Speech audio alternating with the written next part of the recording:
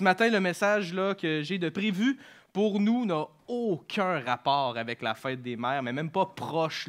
J'ai essayé là, cette semaine de voir, y a-t-il un lien que... Non. J'ai travaillé autrement. On retourne dans mon éternelle série dans 1 Thessaloniciens et on est rendu dans 1 Thessaloniciens au chapitre 5. Chapitre 5, là, c'est le dernier chapitre d'un Thessaloniciens. Ça veut-tu dire que je finis aujourd'hui? Non, mais non. C'est vraiment une éternelle série. Je ne sais pas combien d'années encore je vais rester là-dedans. Pour nous mettre en contexte, pendant que vous cherchez, c'est où ça, 1 Thessaloniciens 5? Paul écrit à la bonne église de Thessalonique, une église qui va bien, une église qu'il juge comme étant des modèles d'amour, de foi et d'espérance. Et donc, il leur écrit pour plein de raisons, mais entre autres pour qu'ils puissent progresser toujours, qu'ils puissent continuer à vivre une vie qui plaît toujours de plus en plus à Dieu parce qu'ils sont de plus en plus transformés à l'image de leur Seigneur et Sauveur.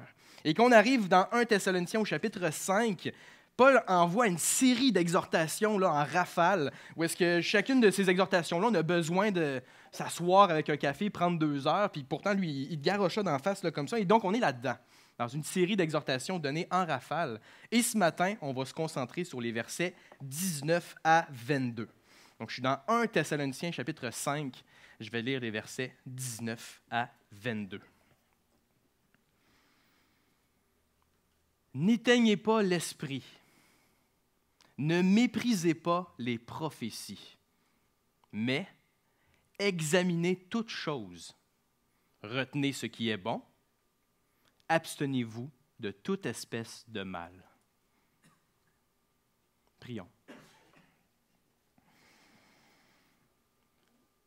Seigneur grand Dieu, ce qu'on te demande ce matin, c'est que par la puissance de ton esprit, tu nous transformes toujours de plus en plus à l'image de ton Fils. Que tu nous permettes, oui, de marcher de progrès en progrès dans une vie qui t'honore.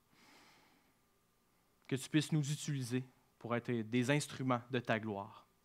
Utilise ce temps qu'on a ce matin devant ta parole afin d'être puissamment transformés. On te le demande dans le nom de ton Fils.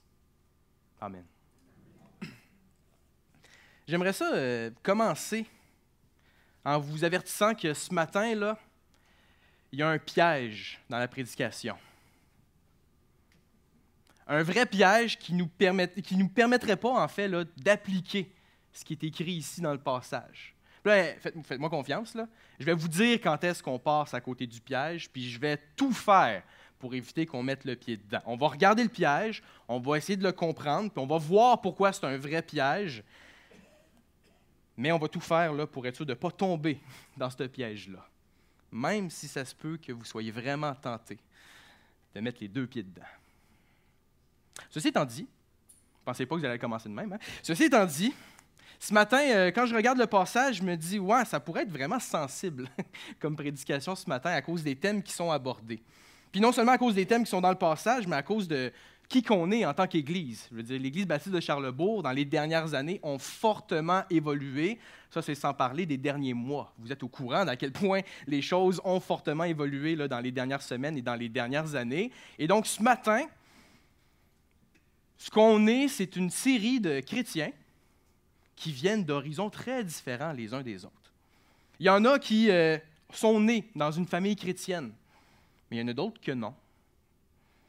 Il y en a que ça fait super longtemps là, qui sont chrétiens, il y en a d'autres qui viennent de placer leur foi en Jésus depuis quelques semaines, voire quelques mois. Il y en a qui viennent de d'autres églises, puis il y en a qui sont membres de l'Église ici depuis avant ma naissance. Je ne vous regarde pas, mais je vous nomme Micheline. Ce qui fait que, vu qu'on vient d'horizons autant différents les uns des autres, ben, ça va faire en sorte qu'on va avoir une expérience de la vie chrétienne qui va être différente les uns des autres. Puis je dirais que c'est normal.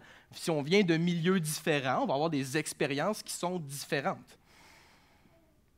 Mais je dirais que c'est encore plus normal, là, justement, d'avoir des expériences différentes, d'avoir aussi une compréhension de différents sujets bibliques qui sont différentes à notre ère où est-ce qu'on peut consommer n'importe quel enseignement sur n'importe quel sujet, n'importe quand.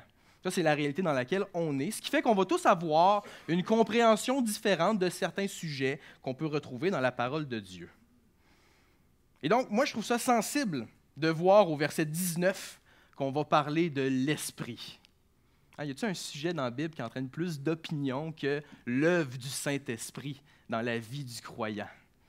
Alors, on va tous avoir là, des opinions très, très différentes à ce sujet-là. Puis, selon moi, on partage toutes les mêmes croyances fondamentales. Là. Je ne pense pas là, qu'on a des visions là, vraiment tant différentes que ça qui nous empêcheraient, mettons, là, d'adorer notre Dieu ensemble. Mais quand même, surtout nos expériences dans la vie chrétienne vont nous emmener à des compréhensions différentes du rôle du Saint-Esprit.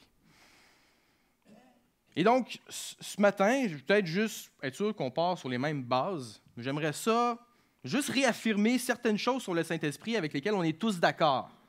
Du moins, je pense. Okay? Le Saint-Esprit est Dieu, parce qu'il est la troisième personne de la Trinité. Le Père est Dieu, le Fils est Dieu et le Saint-Esprit est Dieu. Deuxième affirmation, le Saint-Esprit est à l'œuvre dans la vie du croyant, celui qui place sa foi en Jésus-Christ, reçoit le Saint-Esprit et le Saint-Esprit est à l'œuvre dans sa vie. Troisième affirmation, si le Saint-Esprit est Dieu et s'il est à l'œuvre dans la vie du croyant, ça veut dire que son œuvre dans la vie du croyant est une œuvre divine. Ça va jusque-là? C'est facile de s'entendre qu'on reste vraiment vague, là, OK? Aussi fondamentales que sont ces affirmations-là, je pense qu'on est plusieurs à avoir de la difficulté à mettre en application le verset 19, qui dit de ne pas éteindre l'esprit. Je ne sais pas pour vous, mais moi, elle m'arrive beaucoup trop souvent d'oublier que le Saint-Esprit est en moi. D'oublier que Dieu peut m'accorder sa puissance à lui, qui peut vraiment venir me transformer de l'intérieur pour vivre une vie qui l'honore, pour être transformé de plus en plus à l'image de son Fils. Trop souvent, j'ai vraiment l'impression où je me fais croire que mon esprit humain, limité, brisé par le péché, est suffisant pour que je puisse vivre une vie qui plaît à Dieu. Ça m'écoeure de le dire. C'est un blasphème extraordinaire. Pourtant, Paul y est clair ici. Le Saint-Esprit, il ne faut pas l'éteindre. En utilisant le mot « éteindre », Paul vient comparer le Saint-Esprit là, à un feu qui doit brûler perpétuellement devant le Seigneur. Et ne pas éteindre le Saint-Esprit dans votre vie peut vouloir dire quelque chose de différent de ne pas éteindre le Saint-Esprit dans ma vie à moi. Mais là, ce qui nous intéresse ce matin, c'est qu'est-ce que ça veut dire dans le contexte des Thessaloniciens. Eux autres, qu'est-ce qu'ils doivent faire pour ne pas éteindre l'Esprit? Puis ma prière, c'est qu'on puisse justement là, apprendre de quoi? De l'expérience là, des Thessaloniciens. Pour ne pas éteindre le Saint-Esprit quand on est à Thessalonique, Paul explique au verset 20 ce qu'il doit faire. Au verset 20, il écrit « Ne méprisez pas les prophéties. » Oh boy. Les prophéties. Je pense qu'on a trouvé un sujet qui entraîne plus d'interprétations, plus d'opinions que le Saint-Esprit dans la Bible. Qu'est-ce que c'est ça, une prophétie dans la Bible? Pour avoir étudié le passage, pour avoir lu beaucoup de commentaires, moi je réalise que ce n'est pas une question si facile que ça à répondre. Hein? Il y a des spectres de définition qui existent chez les théologiens pour dire c'est quoi une prophétie dans la Bible. Moi, ça, juste qu'on puisse avoir peut-être le visuel là, de l'ampleur là, des interprétations possibles qui existent concernant la prophétie biblique. D'un côté, il y en a qui vont dire qu'une prophétie, c'est une prédiction divine d'événements futurs. Ça ne sort pas de n'importe où, ça. On peut s'appuyer sur des passages là, comme on voit dans Deutéronome. Je vous encourage à peut-être garder un doigt là, dans 1 Thessaloniciens, d'aller dans le livre de Deutéronome, un livre extraordinaire. Comme Simon l'a dit ce matin, Moïse va mourir avant de rentrer dans la terre promise. Ça, c'est dramatique pour le peuple d'Israël parce que ça fait 40 ans qu'ils se font diriger par Moïse, qui leur donne les ordonnances de Dieu directement. Puis là, Moïse, dans Deutéronome, dit « Inquiétez-vous pas, Dieu va vous envoyer des prophètes. Mais faites attention, il va aussi y avoir des faux prophètes. » Mais là, Moïse, comment est-ce qu'on fait la distinction entre un vrai et justement? Dans Deutéronome 18, au verset 22, voici ce que Moïse dit concernant les faux prophètes. Deutéronome 18, verset 22, c'est écrit « quand ce que dira le prophète n'aura pas lieu et n'arrivera pas. Ce sera une parole que l'Éternel n'aura point dite. C'est par audace que le prophète l'aura dite. N'aie pas peur de lui. Il n'y a aucune crédibilité à vos yeux parce que ce qu'il dit qu'elle allait arriver n'est pas arrivé. C'est de même qu'on va distinguer le vrai du faux prophète. Et donc, il y en a qui vont dire, la prophétie, c'est une prédiction divine d'événements futurs. Mais, d'un autre côté, il y en a qui ont une définition très différente de c'est quoi une prophétie. D'un autre côté, il y en a qui vont affirmer qu'une prophétie, c'est une exhortation pour que ceux qui entendent la prophétie adoptent un certain comportement. Puis là, on lit ce verset-là, on est comme, comment est-ce qu'on arrive à cette conclusion-là? On peut sortir des exemples comme Jonas. Allons dans Jonas. C'est où ça, Jonas? C'est après les grands prophètes. Peut-être une gang de petits prophètes. Je ne sais pas vous, moi, c'est une section assez poussiéreuse de ma Bible. Jonas. Jonas, l'un des petits prophètes. On est tous d'accord que Jonas, c'est un prophète. OK? Si Jonas, c'est un prophète, c'est quoi sa prophétie? C'est quoi la prophétie de Jonas? On la trouve dans Jonas chapitre 3, au verset 4. Il est envoyé dans la ville de Ninive. Et voici la prophétie de Jonas dans Jonas 3, verset 4. Boire une gorgée d'eau avant ça. Jonas fit d'abord dans la ville de Ninive une journée de marche. Il criait et disait « Encore 40 jours et Ninive est détruite. » Quand même simple, c'est cru un peu, mais c'est quand même simple comme prophétie. Vous avez entendu parler de Jonas. Est-ce que Ninive a été détruite? Non, le peuple de Ninive se sont repentis. Mais là, selon Deutéronome, Jonas, c'est un vrai prophète? Il y en a qui vont dire, ben oui, parce que sa prophétie, c'est d'abord et avant tout une exhortation pour le peuple de Ninive afin qu'il se repente. Voyez-vous le spectre ici de définition possible de c'est quoi une prophétie? Puis là, il y a comme une série de variances. Là. Il y a tellement de définitions avec des nuances, des subtilités. Définir c'est quoi une prophétie, c'est pas si facile que ça. Mais là, on va rajouter un autre niveau. Pour juste venir complexifier, parce que pourquoi pas, hein? Deuxième question qu'on peut se poser concernant la prophétie. Est-ce que la prophétie est toujours possible aujourd'hui? Il y en a qui vont dire, ben non, la Bible est terminée, il n'y en a plus de prophétie. Puis ça ne sort pas de nulle part comme interprétation. On va aller dans le dernier chapitre de la Bible. Ça, c'est facile, tu pars de la fin. Tu recules de quelques pages. Je ne sais pas vous, moi j'ai un index biblique, il faut que je saute quelques pages. Je suis dans Apocalypse au chapitre 22. Apocalypse au chapitre 22, où est-ce que le livre d'Apocalypse, un autre livre extraordinaire de la Bible, où est-ce que Christ a la victoire, c'est lui qui règne sur toute chose. Puis un jour, c'est la nouvelle Jérusalem qui va descendre avec l'arbre de vie en plein cœur. Et vers la fin de l'Apocalypse, Jean qui a écrit l'Apocalypse, voici ce qu'il écrit. Je suis dans Apocalypse 22, je vais lire le verset 18. C'est écrit, « Je le déclare à quiconque entend les paroles de la prophétie de ce livre.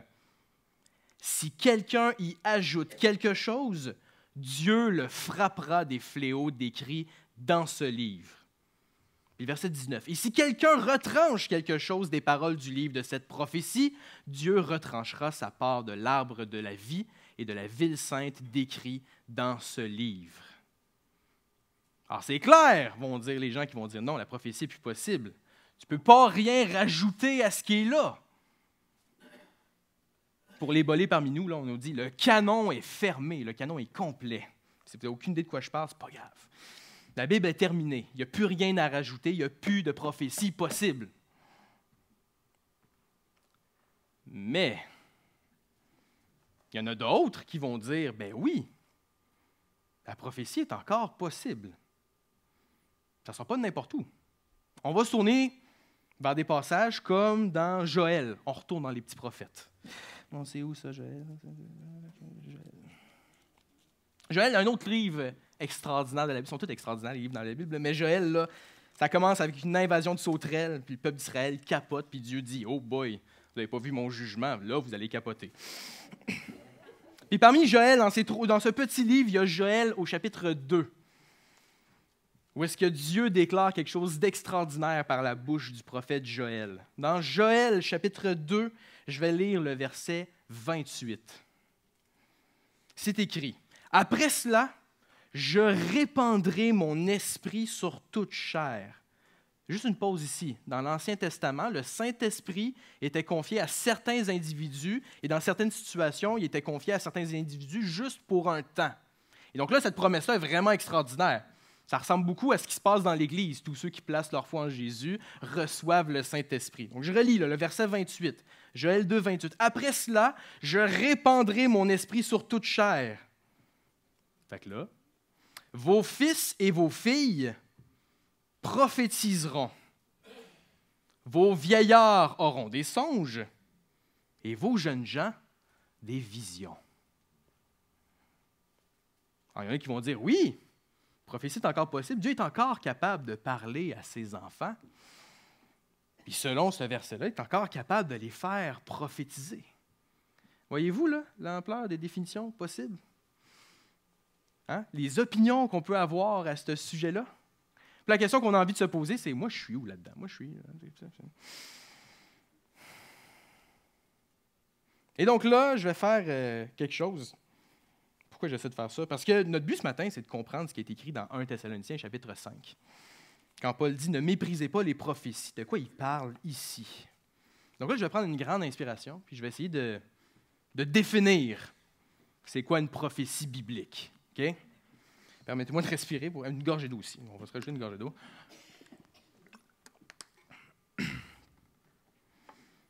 Une prophétie dans la Bible, c'est une révélation spéciale et directe de la part de Dieu.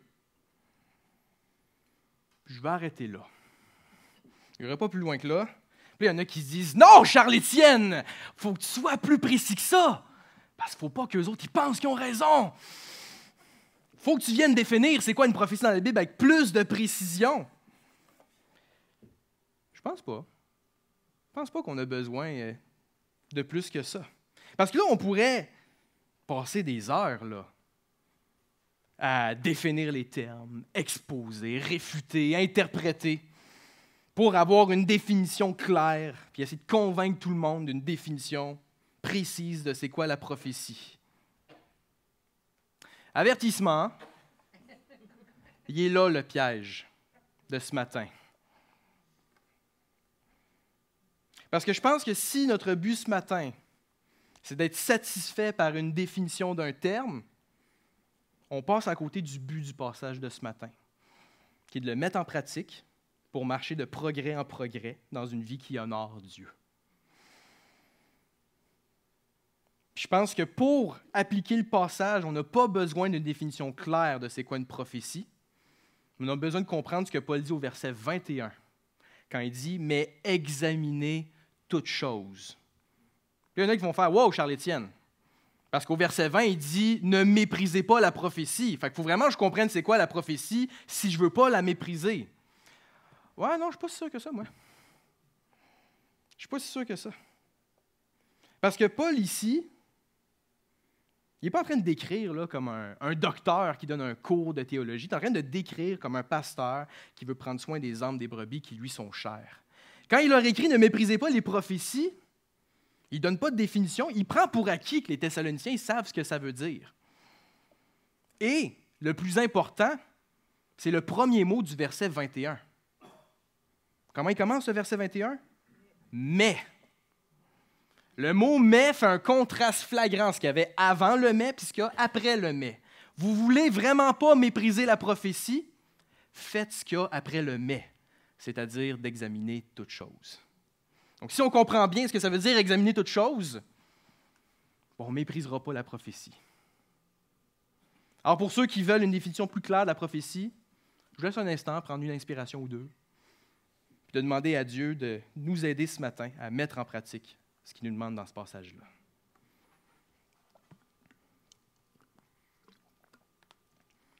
mais examiner toute chose. Il faut vraiment qu'on prenne le temps de comprendre ce que Paul veut dire ici, parce que lui-même prend le temps d'expliquer ce que ça veut dire.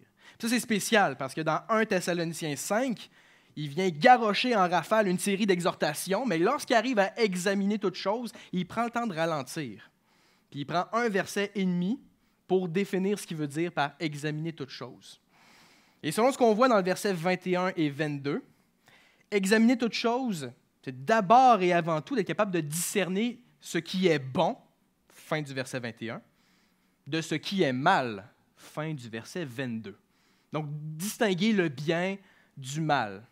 Ça, c'est spécial. L'auteur aux Hébreux dit que le chrétien mature, pas celui qui a des définitions théologiques sur tous les termes. Non, non, le chrétien mature, c'est celui qui est capable de distinguer le bien du mal. Et donc là, on arrive ici, et il faut comprendre justement que le but, ce n'est pas juste de distinguer, ce n'est pas juste là, d'être assis dans notre salon, de regarder des joueurs professionnels, que c'est ça leur job, c'est ça leur vie, de faire ça, c'était vraiment un mauvais tir. Un gérant d'estrade là, qui pense qu'il a tout compris. Là. Paul ne nous appelle pas à rester assis dans notre siège d'église en disant « Ah, ce que les autres ils font, ça c'est bon. Ah, ce que les autres ils font, ça c'est mal. » Ce n'est pas ça le but ici. Paul dit qu'une fois que tu as distingué qu'est-ce qui est bien, qu'est-ce qui est mal, il faut que tu vives selon ce qui est bien, puis il faut que tu rejettes de toutes tes forces ce qui est mal. Et donc, il commence en disant « Retenez ce qui est bon. » Puis il faut être honnête avec nous-mêmes. On n'est tellement pas bon pour distinguer le bien du mal. Paul ici, il ne dit pas « retenez ce qui a de l'air bon, ce qui semble bon ». Non, non, retenez ce qui est réellement bon. Il faut prendre le temps d'examiner les choses pour faire « OK, ça c'est bon ». Puis qu'est-ce que je fais quand je trouve que c'est bon? Je m'y attache, je le retiens, puis je vis en conséquence de ce qui est bon. Je ne vais pas juste le juger de loin, là. Je m'en vais me coller après, puis je ne le lâche plus jamais, une fois que j'ai trouvé ce qui était réellement bon.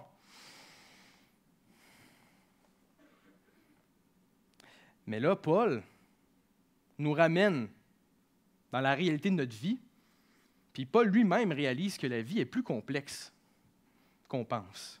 Dans la tête de Paul, là, le bien et le mal se côtoient, sont souvent très, très proches l'un de l'autre. Parce que juste après avoir dit « retenez ce qui est bon », tout de suite après, il dit « abstenez-vous de toute espèce de mal ». Je dis ça parce qu'on pourrait avoir une approche peut-être simpliste de la vie. En disant « si tu veux éviter le mal, fais juste ce qui est bien ». C'est un peu simpliste. Il y en a d'autres qui vont avoir une tendance plus pessimiste de la vie, je dirais même cynique. En disant, tu peux faire les efforts que tu veux, là, le mal est inévitable.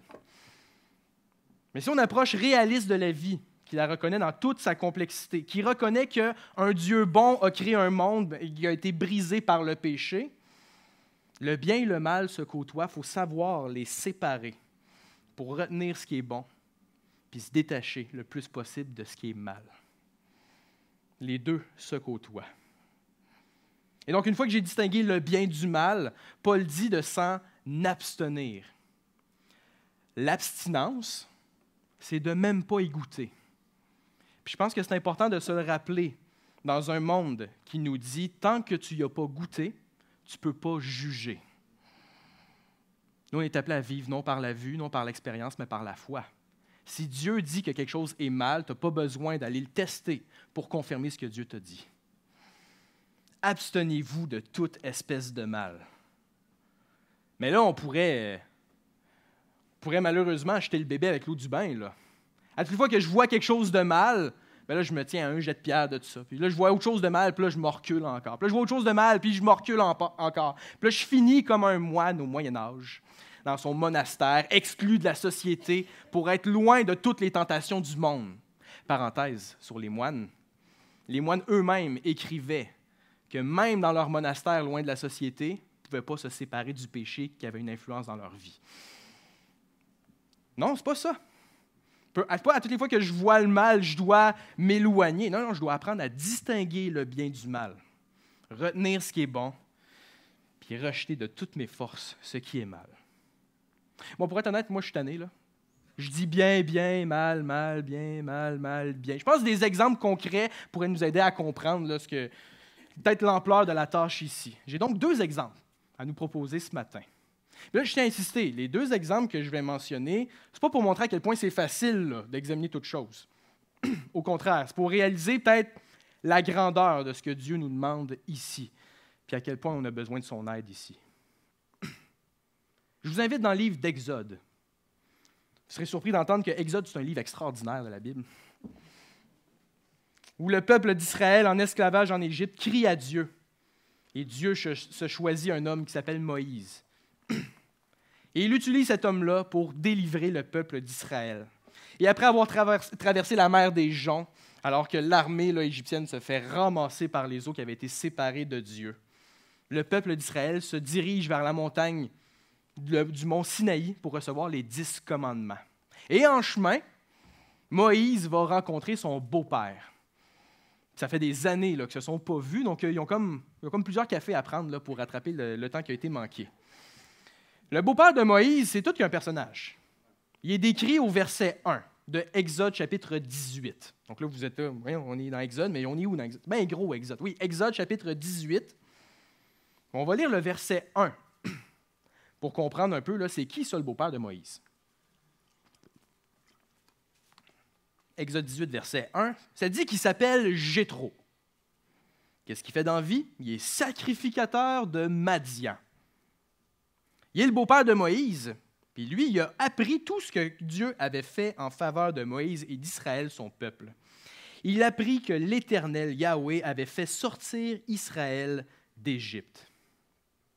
Donc là, ce qu'on a ici, c'est le beau-père de Moïse, il s'appelle Jéthro. C'est intéressant de noter qu'il ne fait pas partie du peuple de Dieu. Il n'était pas en Égypte avec le peuple d'Israël, il ne s'est pas fait délivrer comme les autres. Puis même, si on regarde son titre, il a l'air d'un prêtre d'une religion différente que le culte qui est rendu par le peuple d'Israël. Gardons ça en tête. Parce que là, Moïse et Jéthro, ils passent pas mal de temps ensemble, puis à un moment donné, Jéthro, il regarde ce qui se passe dans le peuple de Dieu, puis il examine toutes choses. Et là, on arrive au verset 14. Je suis toujours dans Exode 18. Je vais lire à partir du verset 14. C'est écrit, « Le beau-père de Moïse vit tout ce qu'il faisait pour le peuple.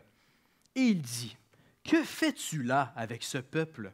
Pourquoi sièges-tu seul et tout le peuple se tient-il devant toi depuis le matin jusqu'au soir? » Moïse répondit à son beau-père, « C'est que le peuple vient à moi pour consulter Dieu.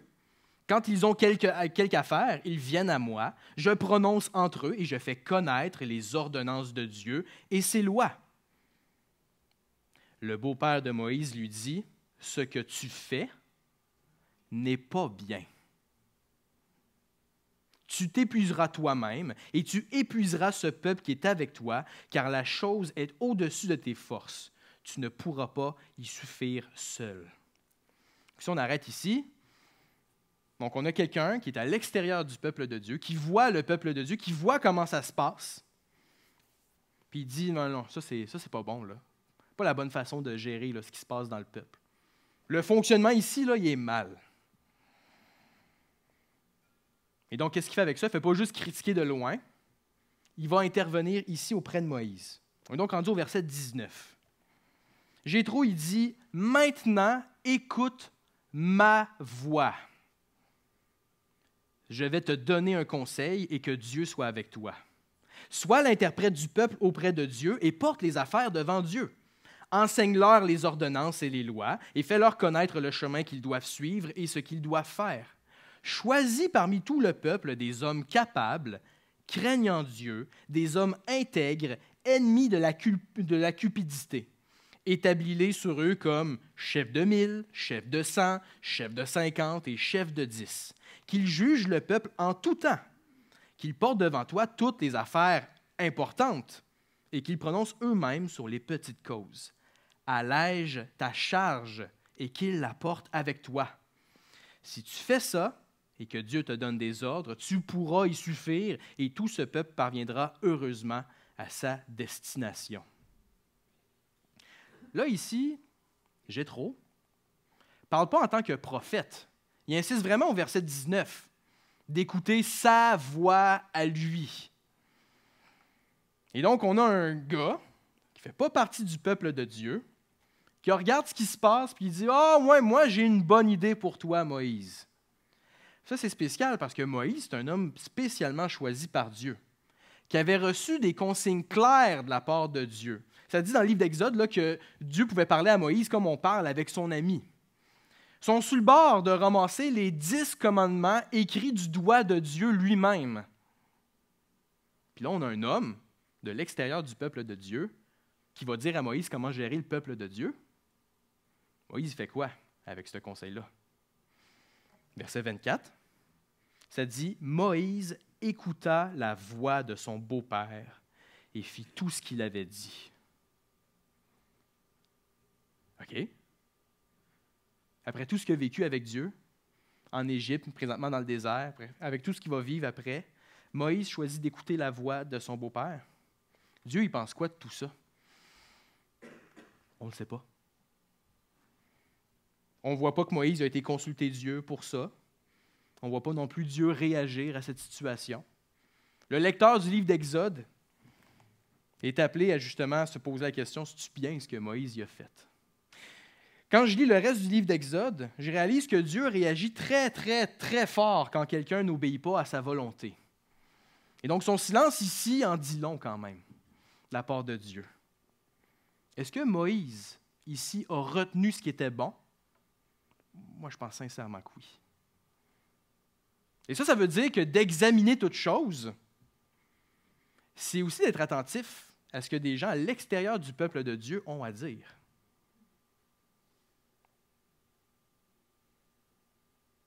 Allons-y avec un deuxième exemple. On va emmener ça à un autre niveau.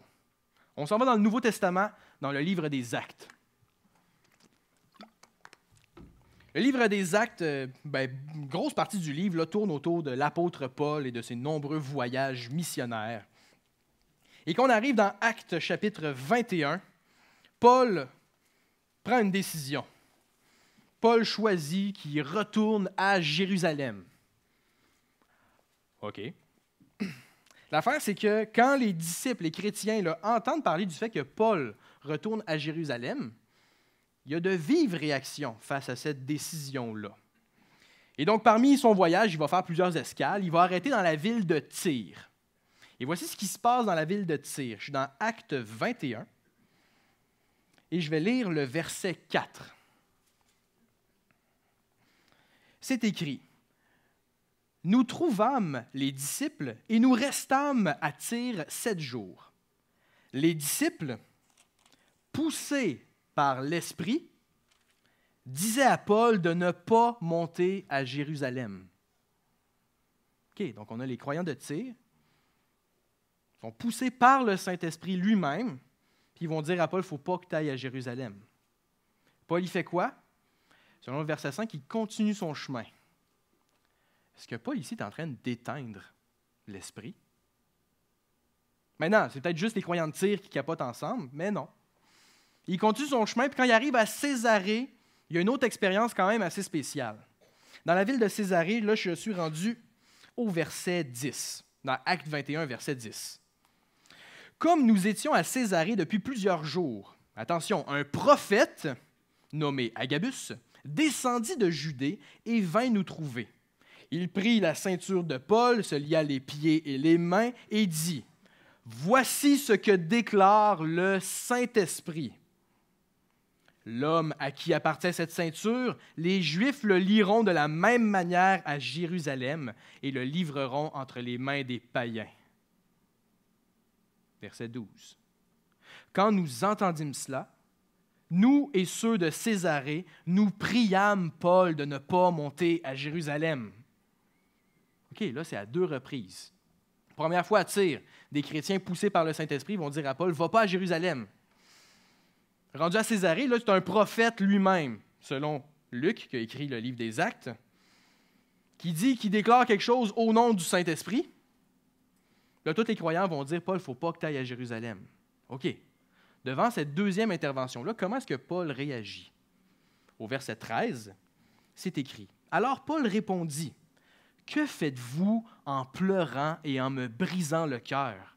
Je suis prêt non seulement à être lié, mais encore à mourir à Jérusalem pour le nom du Seigneur. » Au verset 14, « Comme il ne se laissait pas persuader, nous n'insistâmes pas et nous dîmes que la volonté du Seigneur se fasse. Et Paul continue son chemin pour aller vers Jérusalem. Mais par 2 fois, Saint-Esprit qui pousse les croyants. Il y a même un prophète lui-même qui explique à Paul qu'est-ce qui va se passer s'il s'en va à Jérusalem. Est-ce que Paul est en train de mépriser la prophétie ici? Puis quoi dire là, des croyants de Césarée, qui entendent la prophétie, puis là, ils essaient de convaincre Paul, puis après ça, ils sont comme, que la volonté du Seigneur se fasse. Hein? Les autres sont en train de mépriser la prophétie. Il faut lire l'ensemble du livre des Actes, jusqu'à la fin, pour se rendre compte que Agabus, selon le critère de Deutéronome, c'est un vrai prophète. Pourquoi?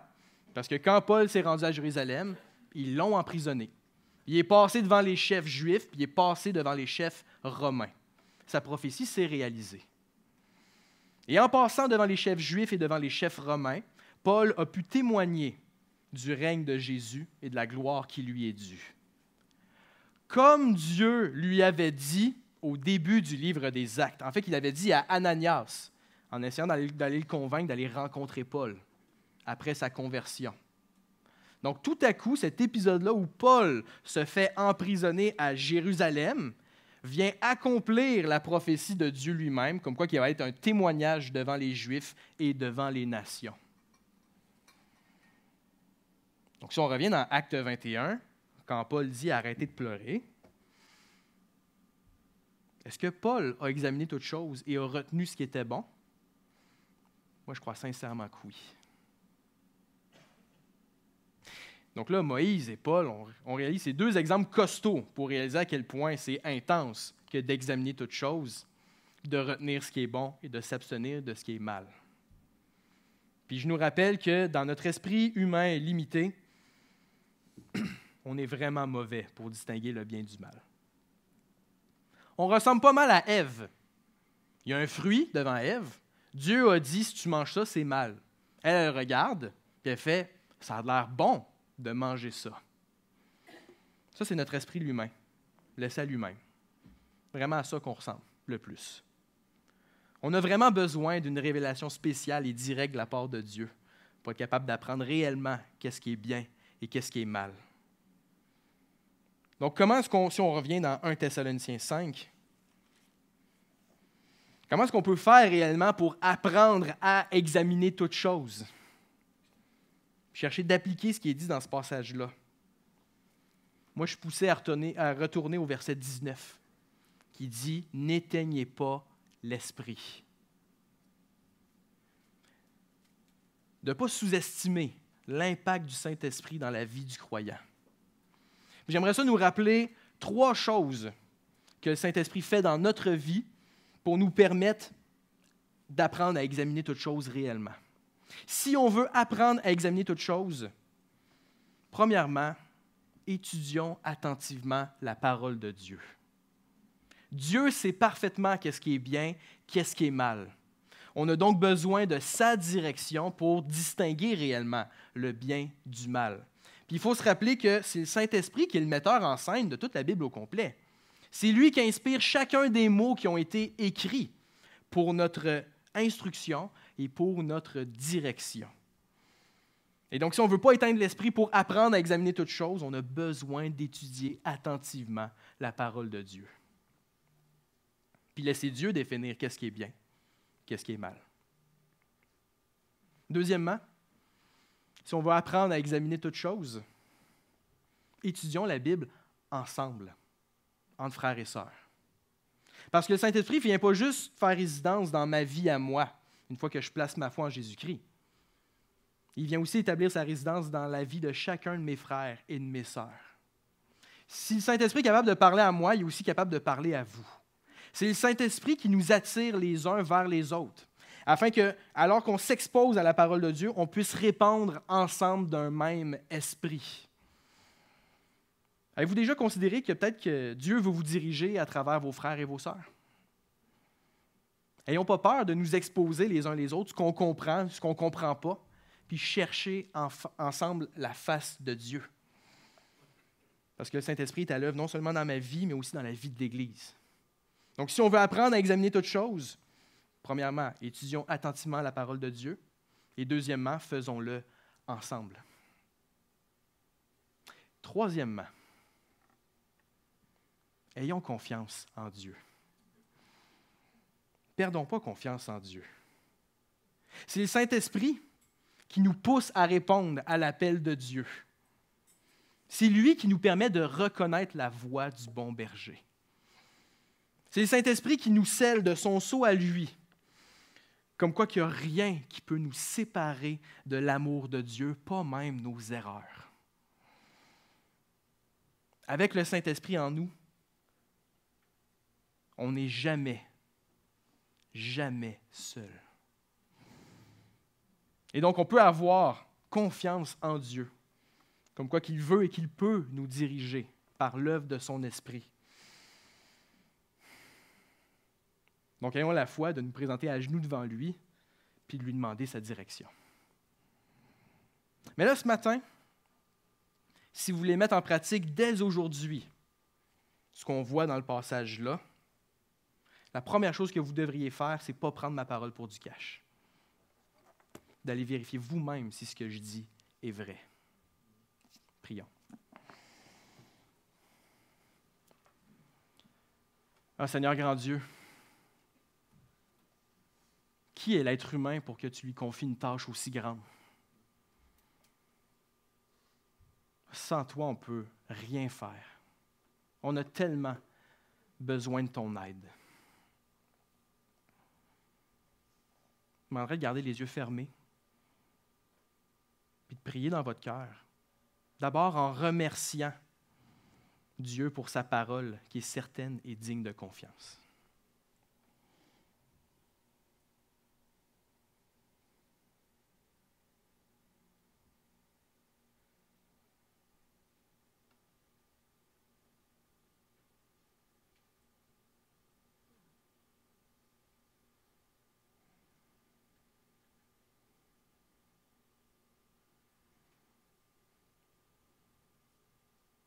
Maintenant, je nous encourage à prendre le temps, toujours dans la prière,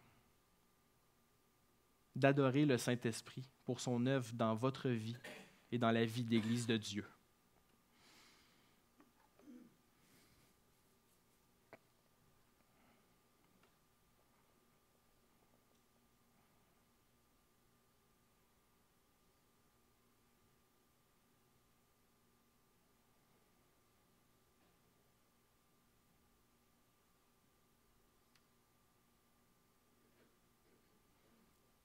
Finalement, avec foi, osons demander à Dieu sa direction pour notre vie dès aujourd'hui.